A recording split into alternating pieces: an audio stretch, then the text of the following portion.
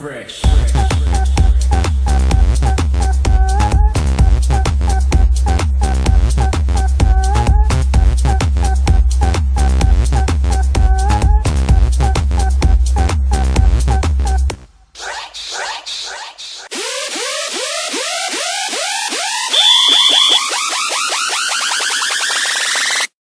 Hey, what's up, everyone? Welcome to the show. I'm CF, the plumbing sales coach, and you are watching us live on the show. Tonight, we're going to be talking about learning from really a painful memory of mine. We're going to talk about that, what happened, what we can learn from it, but also how it relates to business, how it relates to sales, how it relates to just life, really in general. We're going to talk about that. We're also going to be talking about how it relates to the customer and how the customer's angle and how their life can absolutely be going through the same exact thing. And we're going to talk about how these two things can collide and really what an opportunity that is. We're going to talk about not only what that is, but how we can fix it, exactly what we can do to really take care of that. We're going to talk about that. We're going to talk about so much more. Welcome to the show. Welcome, everyone. How are you doing? Where are you watching from? Let us know. What are you doing? Type subscribe in the comments right now. If you're watching us on Facebook, type subscribe. All you got to do is type the word subscribe. Facebook will send you a message from Messenger, not a messenger, but a message from Messenger. You respond to that message and boom, I think that gets you subscribed. We might even ask for your cell phone number so we can send you the link to the video live that we do. Also simulcasted over on YouTube. If you're watching us on YouTube, welcome to the show. Also click the subscribe button. The big old, I think it's a bell and it says subscribe. Click that thing right now on YouTube and get subscribed because we do this thing twice a week, Tuesdays and Thursdays at 9 p.m. Eastern Standard Time. That is the time zone of the East Coast of the United States. A lot of you guys watch or check us out the next morning in the UK and even Australia and different places across the world. So if you're listening to us on the podcast, welcome. And also keep listening. But you can also email us at info@theplumbingsalescoach.com. That's for all of our listeners. If you want something, need something, or you won something, that's a great way to let us know to send you your items. We just sent out a bunch of hats, and actually for those that were waiting on your hats, we're sorry for the wait, but we included some extras. Sorry for the wait. There's some surprises in the boxes that just went out, I think, today for everyone. And so I'm excited to get those out, excited for you guys to get those. Also, for those that have been watching the show for a while, you know we got the merchandise now. We've got some other things. So you guys can absolutely email in. If you're someone who's been watching for a while, you're a top fan, or you're somebody that Facebook has labeled as a constant watcher, please email us and let us know, and we'll get something out to you. We want to get you a gift as well. Look, tonight we're going to be talking about something that I went through, something that happened. Says Long Beach in the house. That's San Pedro's, California, Ulysses. I'm not able to pull the show up for some reason or other. There it is. Tons of, okay, there we go. Comments galore. There we go. Waited all day, Raylene says. Frankie, he says, what up, everyone? What up? What up? Freshness, my man, BG. We sent you some stuff. Merchandise looks fresh, she says. Yeah, we're getting tons of stuff out to everyone. Women and men's both. And if you're listening to us on the podcast, you want to know how to get this stuff, just email us. Email us, and that's all you got to do. Tonight, we're going to talk about something I went through when I was in the Navy. When I was in the Navy, we used to train like you wouldn't believe. We used to constantly, repeatedly train. Sometimes it felt unnecessary, but it ended up being very necessary. And there were some good things with that and some bad things with that. And there were some good things with the fact that the military did everything the exact same way every single time. And then there were some things that were bad. Now, there wasn't really anything bad with the process, but there were some negatives as it relates to the way that I handled it as someone who was in the Navy, as you might handle it as someone who's living your life, and how this might apply to you. There was something called general quarters that is very familiar to people who are in the Navy, who are on a ship. General quarters is essentially when we're going to war. Like, we're going to shoot missiles, we're going to shoot weapons, things are coming at us. Maybe the ship's on fire, a helicopter crash on the ship, something. Some of you go, wait, a helicopter crash on the ship? Yeah, helicopters land on the back of the ships, or sometimes on the flight deck of the ship if it's a bigger ship. The ship I was on, we had a small flight deck on the back that landed helicopters, and so we had to go to general quarters and practice drills for different events, emergency events, again, war events, different things like that. One of the things out of general quarters that you had to do was you had to get the ship into what they call Zebra. This was basically what you were doing is you were going through the ship and getting it watertight integrity. If you guys have ever seen the movie Titanic, you're very familiar with the story and how the iceberg hit the ship, and that alone didn't necessarily sink the ship, but the fact that the compartments filled up with water and then overflowed to the next compartment, and then and people learned something from that. And so the military has something called watertight integrity on the Navy ships, and so you want to basically get these ships secured. And so if a compartment ever floods out, only that compartment floods out. And so this was something that we practiced. And then we would go to something called modified zebra. Modified zebra was either practice or drill practice, or in this particular case, a real thing, because we were over in, if you guys are old enough to remember the Kosovo event, that I was on the ship that actually fired Tomahawks during that. And we were in general quarters every day, all day, all throughout the day, I should say, not all day. And we stayed in modified zebra, which was the bigger hatches were closed. So all we had to do was close the smaller hatches, expediting and speeding up the process of getting to this zebra. So what ends up happening is general quarters would get called as a drill, and out of nowhere, boom, we got to run and get into motion. Now, this would happen at 2 in the afternoon. This would happen at 2 in the morning. This would happen at any time, sometimes because it was planned and it was a training, and other times because it was a real event. I remember one time we thought the ship was on fire. It's a whole other story for another time, but there was an oil leak, and so that happened whenever it happened. Now, this particular event happened in the middle of the afternoon. The problem was I had been doing night shift for the last couple months. And so I was pretty exhausted. We've been running drills and we've been running real events now for about 2 straight months, firing Tomahawks, doing the real thing. And I got into a rhythm. Well, I would say a rhythm. You might say the weeds. We might also call it a rut. Now, if you've ever been in sales, you've been ran calls before, you might have gotten yourself in a position where you just can't seem to win. Every single customer just wants a quote, or every single call just seems to go bad. And you find yourself in this situation. And I'm going to tell you right now, rule number one, the thing you have to always remember is, has it always been this way? I was just out in California a couple weeks ago. You guys know I was in a car wreck, and the credit card got stolen. And for those that don't know, that's what happened. And then on the 3rd day, I was flying in a helicopter, shooting a heavy artillery out the side of a helicopter.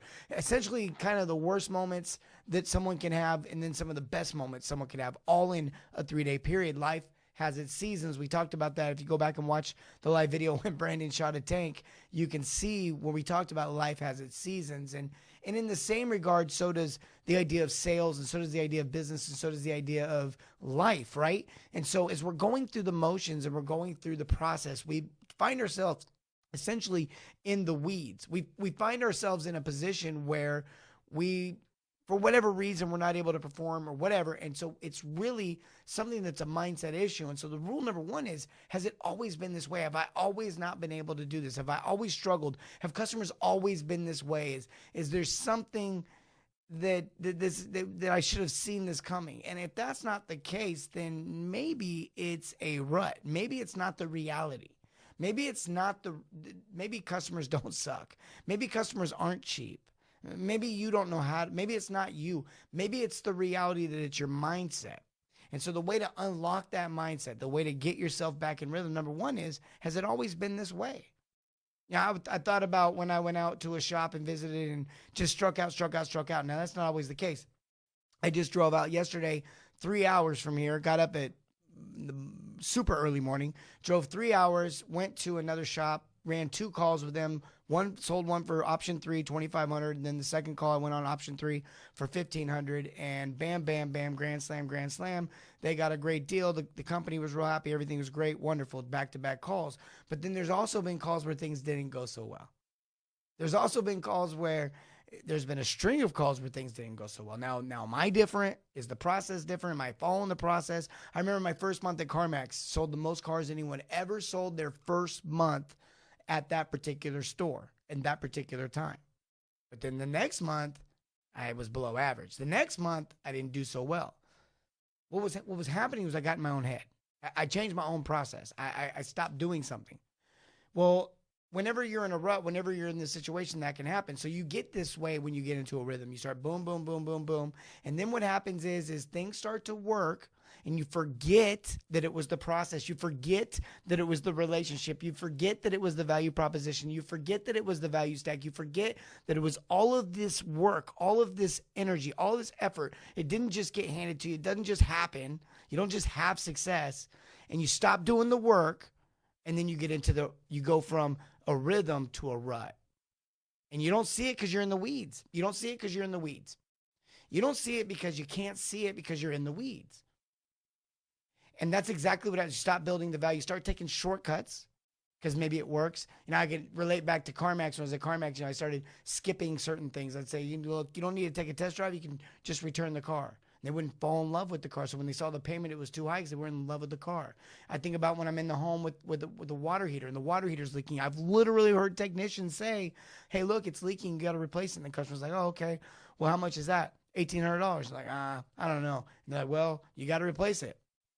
That's not value. That's not anything. That's just basically pointing out the obvious. That's just stating the obvious. You're not building value, educating, informing. You're shortcutting. You're not diagnosing. Yeah, I get that it's leaking. I get that it needs to be replaced. I knew that when they called. I knew that when we answered the phone. But we're still going to go through the process and help the customer get there mentally. We start shortcutting.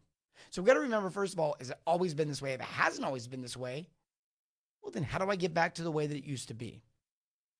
That would be the next obvious question, wouldn't it be? And how do we get ourselves back there? And I'm going to tell you right now, the answer is really obvious, but you got to get back to the training. You got to get back to the process. You got to get back to the system. You either got to match up with someone at your company who's doing well and partner with them and say, hey, look, where am I going wrong? Or you got to find people. If you're the owner, you got to find people who are performing and get them to help your other guys. Or you got to get a coach in place, or you got to get a system in place. You got to get a process in place that people can follow and understand and execute. Because the thing is that when you don't have consistency, when you don't have these processes in place, when you don't have this situation in place, price book, when the guys don't understand the price book, look, you might understand the price book, but if your guys don't understand the price book, how in the world are they going to be able to function without you? And if they can't function without you, the company can only be as big as is basically the number of plates that you can spin. That's for an entrepreneur conversation for another time. But for those that understand what I'm talking about right there, there's a limit. Why would you build everything around you? Now, I know there's a lot of talk and speculation about how you would do that, but the most successful companies that are out there have a process in place where they have basically technicians that go out, they look at the situation, they perform, and then they report back to a service manager of some kind on some level, and that service manager guides and directs, coaches, and executes. And when they see there's a problem, they pull them along inside and do a one-on-one. When that doesn't resonate, then the GM comes along and says, hey, let's do another one-on-one. We put it on paper when it doesn't make sense. We help these people get better. We do ride-alongs. We do this kind of stuff. We're coaching in the moment. We're coaching around the moment, but we're constantly making sure that this guy has an ability to perform. He has the culture to perform. He has the ability to access what he needs to be successful. And if you're that technician and you're on commission, you should be on commission. If you're on commission, you should be getting that information yourself. Don't wait around for the owner. Don't wait around for them to put a service manager in place. Don't wait around for the general manager. It's on you because it affects your paycheck. And more importantly, you're the one that's going out and representing somebody on some level for some brand in somebody's home. And you said you were a service plumber. You said you were a plumber, and then you said you were a service plumber. So prove it. And so you got to get better. You can't make it. Can't make it to the weeds. It says this is the point of service. If you provide the real service and not stray to autopilot, you won't find the weeds. Absolutely. But one of the things that Brandon, you know this, you got to live it, breathe it, eat it, be passionate about it. Brandon's after hours watching this show Tuesdays and Thursdays. If you go back and read his comments, a lot of times he's like, wow, I never heard that before. I've never heard this before. This is all new information to me. No, he's on this platform giving more value, executing because he's passionate about it. He loves it. And he thinks I'm cool. He says, even when you swing and miss, you won't let it sink you. Absolutely. Look, I was just on a call today. I ran a call, went out. There's a local company here that I coach and train. And I went on a call with them, and of course they're expecting $1,000 ticket because we talk about that on the show all the time. And I did a $300 ticket. It was actually $260 for a hose bib. And the reality was, it was funny, is when I first got there, they say, hey, look, the last guy said it was gonna be $300 to fix this. I don't want to pay that. That's too much money. I said, okay, I understand. Then we couldn't go inside because of COVID. Then this, that, and the other. There's a whole lot of other things. So we basically ran through everything outside, right? Standing by the hose bib, going through all the motions. The hose bib itself, it was a 20-year-old hose bib. It itself wasn't an issue. It was just poorly rebuilt, and then it was silicone, like silicone was going out of style. Like if I put more silicone on it, it'll raise the property value. And then he hooked her up with as much silicone as possible, and it was just real janky. You could pull the copper out. We're in the frozen tundra here in Indianapolis, where it literally can get -40, -30 mile-an-hour wind gusts out of nowhere in the winter, and just freeze that line and cause real problems. So got to get this straightened out. So we hooked her up with a whole new hose bib for the price. Quoted her $3 whatever, and then offered her a deal if she did both hose bibs. The other hose bib was fine too, but no, let's go ahead and knock it out because it's also old, and we gave her that option. She went with option 1, but we followed the process. She was on a fixed income. She was all the things that you would think. We followed the process. We let her choose, and I'm okay with that. I got a text later like, what happened to the $1,000 tickets? Like, whoa, bro. But all jokes aside, the reality is that we did our best. We did the right thing. We followed the process. We gave her the options. We built value. We explained. We educated. We informed. We asked questions. She asked questions. We gave answers. We didn't push. We didn't prod. We didn't push her into the direction we wanted to go. We simply helped her understand the decision she was making, and she made the best decision for her and her family. And so therefore, boom, we executed. She's happy. Everyone's happy. It wasn't a huge dollar amount. Doesn't always have to be. Doesn't always have to be. This is the difference in service and selling. Service over sales. Educate and inform. Let the customer make the decision. 100%. She says, so cool. Yeah, it's just the right thing, right? It's the right thing to do. Says, what's up, CF? My boy Robert in the Hizzle, only in Cali. Says, don't focus on the curveball. You're amazing, Josh Eisnagel. Getting out of a sales rut is awful. It's very draining. Can be very difficult. Let's not forget $1,000 average means you have $295 and $3,245 tickets. Absolutely. Yeah, it's not about getting everyone to spend a bunch of money. Here's my theory. If you follow the process and you follow the entire, just the idea of building a relationship, informing, educating, and giving people options. If you follow that process and you take people through that in the journey of plumbing, and you go to enough homes, these homes have, $2,000, $3,000, $4,000, $5,000 worth of plumbing work that it needs to be done. I mean, there really is that much work a lot of times in a lot of these homes. They may not even be done right this second, but it's going to happen. And one thing the customer understands, and I always remind the customer is that it's a lot cheaper to fix the plumbing when they're in control than when the plumbing's in control, meaning before it leaks. Because not only is it more expensive to fix when it's leaking, because they'll get some company that just takes advantage of them when they have no choice, but they have to take them right now, or that causes major water damage, or the combination of the two, it just becomes more expensive. And also, repiping a house 10 feet at a time is probably like 20 times more expensive than just repiping the house. And so there's so many elements to come to this when the customer has to make a decision. The customer is going to live in this home 10, 15, 20, 30 years. And eventually they're going to buy all these things, whether you do it today or you wait another 5 years. They're going to do these things at some point. I've heard the argument against the way that I teach from somebody who said one time, infinite and finite business. And the idea that, well, we're going to repair all this stuff anyway, so why push it? Now, why give a discount now when we get full price later?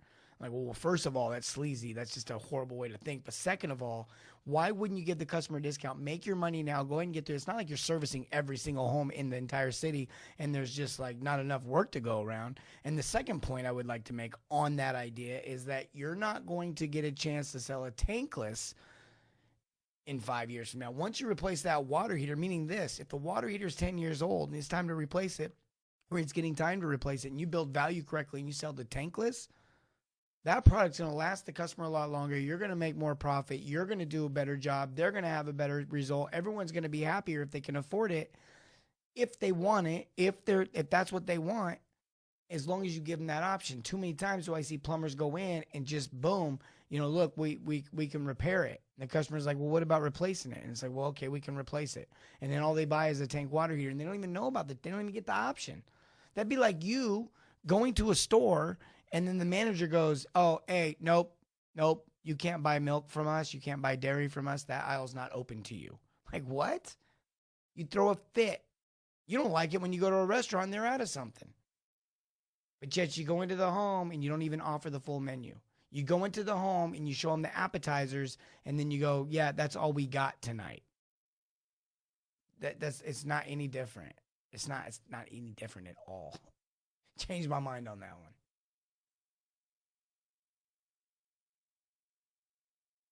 I mean, look, the reality is that when you talk to a customer and you're working this situation out with them and you're helping them get the most for their money and you're helping them get the most, at the same time you're giving more, you're getting more, everyone's winning. It's just a win, win, win. There was a client that I went to just recently. We sold some shutoffs, and we basically showed the customer what the shutoffs cost one at a time. This is what it costs, and we showed them what it costs if we do all 16 right now. This is what it costs. Now, that was both scenarios. I was showing them full price. This is what one costs, and this is what 16 costs. But they saw a huge discount. There wasn't actually a real discount. They just saw a discount because they knew, hey, this is going to cost me $23,000 over the course of, 16 visits, 16 different shutoffs, versus maybe paying $1,600 right now just to get them all taken care of. And we all know we only have to drain the system down once. We only got to go there once. We can just bring all the shutoffs with us. We get in a rhythm. We get going. Boom, boom, boom. The job goes a lot faster than doing 16 over 16 visits than doing 16 all in one visit. And so it's just a win for everybody. You don't even have to discount your service in that scenario. You just show the customer the value of what they're getting by doing it all today. That's half the time when I say discounts, that's what I even mean. If you want to know how to look, companies that are using this process, they're killing it. They're literally selling. Their trucks are doing 7,500, 10,000, 15,000 a week in revenue consistently, if not more, consistently at high profit margins. It's not a matter of giving everything away. It's just a matter of understanding what you're doing in the home and then making sure the customer understands what you're doing in the home and showing them that when you do it all at once, there is a bundle. Look, you're never going to change my mind. If I own a tire shop, it's going to be better for me as a tire shop owner to sell the rims and tires and everything all at once and do it all at once than to have the customer keep coming back into my store and taking up appointments and taking up time, pulling it into the bay, putting it up on the lift, pulling the tires back off, going back in there, pulling. Like, come on, let's be real. It doesn't make sense to take the call at the CSR, book out the 2-hour time slot, drive back out to the home 5 times over the course of 10 years. Why wouldn't you just go there once and do it all now? Like, literally, look, let's just get you back to square zero right now. Within reality, we're not going to be doing things we don't need to be doing, but you get the point. You really, mathematically, you can't argue that for anyone. You cannot you could try to. In this world, I wouldn't put it past anyone to argue anything, but you can't calculate or mathematically argue me. You might be able to. What's that old video where they do the funny math? Gosh, pull that up. The funny math. What is it?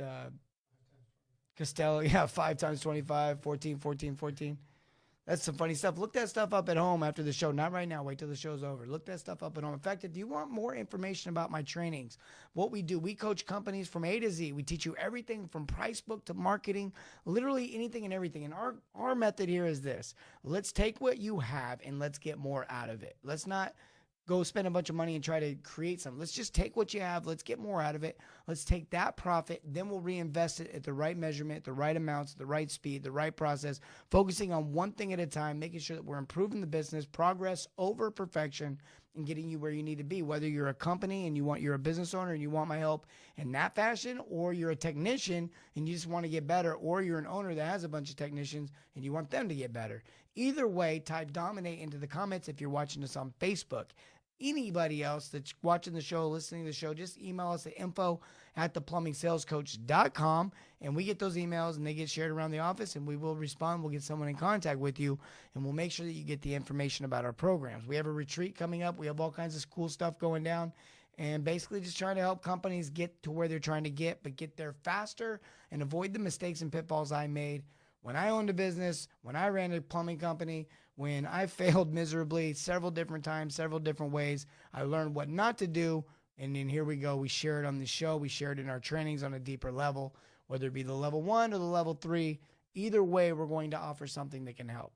Type Dominate into the comments or email us at info@theplumbingsalescoach.com. Guys, listen, these are the things that we can learn from. Here was the thing. I was on the Navy ship. I was in a rhythm. I thought I had it all figured out. I got in a pattern. We had the major hatches shut. We're at modified Zebra.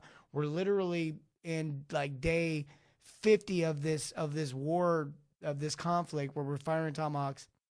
General quarters goes off. It's like right in the middle of the mid-afternoon. I had been awake all night, so I hadn't gotten much sleep. I was in my REM sleep, if you will, probably 3 hours in on a ship that's rocking back and forth, feeling pretty good, pretty deep sleep. General quarters. I wake up and I go into rhythm. Boom, I go. I don't even think. I just go. And that's great, except for in this particular situation, I forgot that hatch was closed. And I went up them stairs so fast that when I hit that with my head, I fell back down like 5 or 6 stairs. It's like a really steep incline, too. It's almost like a ladder. And I came back, they call it a stairwell. I came back down. And I remember I got a little bruised up, a little banged up. It felt great. Felt like a concussion. They didn't really care too much to check into those type of things back then when I was in the Navy. So I don't know if I had a concussion, but I had all the things that you would think someone would have when they have a concussion. And I wasn't right for a while. In fact, I think I still have a concussion from that. But either way, I'm good. Whatever. It's not a ploy to get money from the military. Bottom line is we can learn from that. I just went into rhythm. I didn't even realize it and ran up them stairs and I hit the wall so hard. And just like in life, just like in sales, just like in business, we hit that wall. It's working. It's great. Everything's wonderful. I just got this new job. I'm working at this new plumbing company. I love it. It's amazing until it's not. Or I just started my company, or I just had a great week, or we just had our highest week ever, or I just hired the best guy ever. Everything's wonderful. Everything's awesome. Everything's beautiful. And then it's not. And maybe it's your life right now. Maybe everything is wonderful in life. Maybe everything's great. You just got married. You just did this. You just had a kid. Just got the new job. You just got the fix. And let me tell you something right now. And then all of a sudden, it's not. I'm going to tell you, your circumstances don't define you. Your circumstances don't. They really don't have anything to do with anything other than that's the opportunity around you right now to perform. That's the opportunity to be a pro. That's an opportunity to rise above. That's an opportunity to be an example to someone, somewhere, in some way. And this is just the reality of life. And when you look at it like that, life's more rewarding. When you look at it like that, you have the right perspective. You become not a victim, but you become someone who literally works their way through the problem. They all of a sudden are the person everybody says, man, things always seem to go that guy's way. No, let me tell you something. When things don't go that guy's way, it's not an advertisement. He doesn't mourn it. He doesn't allow it to drag on. He doesn't keep himself. Like when the freeze line from the north comes down into Indiana, you don't see me as it recedes back. You don't see me traveling north trying to stay in the cold weather. Absolutely not. You see me like, what's the most southern tip of the U.S. I can get to right now to get back into the heat? Constantly searching for the hope, constantly searching for the victory. And I'm human just like anyone. I've definitely acted like a victim in certain circumstances, but I'm telling you right now, nothing comes from that. Nothing good, nothing beneficial, nothing positive. Only more of the same. That's just the reality. When you drag the circumstances out, when you allow them to affect you in a negative way, and when you allow them to become the reality of your life, it just drags on. I've been someone who has literally been a complete mess on the phone with someone, getting advice, getting help, and then 2 days later, I'm on cloud 9. It's just the way life works. But we've got to remember in those moments that it is just the circumstance. It is not the reality. And even though my head still rings a little bit from smacking my head on the top of that steel, I learned something valuable that day. And that is to stay focused, stay alert, pay attention to the training. Don't divert. Don't assume that I've got it all figured out. Don't glaze over when the training's going on, because when a real situation pops off, I'm going to divert back to the training at the highest level that I have it. And if I've been ignoring it, if I haven't been paying attention to it, I'm going to find myself in a rut, and bam, I'm going to get hit. I'm going to get hit with a no. I'm going to get hit with a bunch of quotes. I'm going to get hit with a small paycheck. I'm going to get hit with a bad week in business. I'm going to get hit with something that's negative, and how we respond to that will ultimately come from the way that we're prepared for that. Meaning, if we're being optimistic, if we're staying in the training, we're staying rooted in what we believe, whatever got us to this point, then we'll have something to keep us, to propel us, to move us back to the right track. That's just the reality of life. Guys, I use scripture to do it in my own life. Check it out if you don't do that. I love you. Listen, I appreciate all the comments. I know I didn't say enough of them. What did Kristen say? We all want the deal. So as a customer, I want the bundle. Absolutely. Be efficient for yourself and the customer. It's way better to go to one home than to go to 30. I mean, as a business owner, wouldn't you rather just pay for marketing dollars that go a lot further than to have to buy a bunch of more leads because everyone's burning through them? Of course not. Fall down 7 times, stand up 8. Amen. It's just a reminder. Guys, look, this is so accurate. She says that would explain a lot. She says it would explain so much. Don't just show the appetizer, show the whole menu. Absolutely. Guys, I love you. Remember this and take this to heart. Don't glaze over this comment. I've been saying this now for the last couple of years. We're on episode, 222? 222? Dosey, dosey, dose? Dosey, dose. It's like a square dance. We should have did a square dance episode. Hey, guys, listen. I don't know what to say, but I've been saying this for 222 times now, I think. This will be my 222nd time. I'm going to say it again, and please don't glaze over this. Pay attention to this, but serve your communities in everything, not just plumbing. I love you guys. We'll see you next week.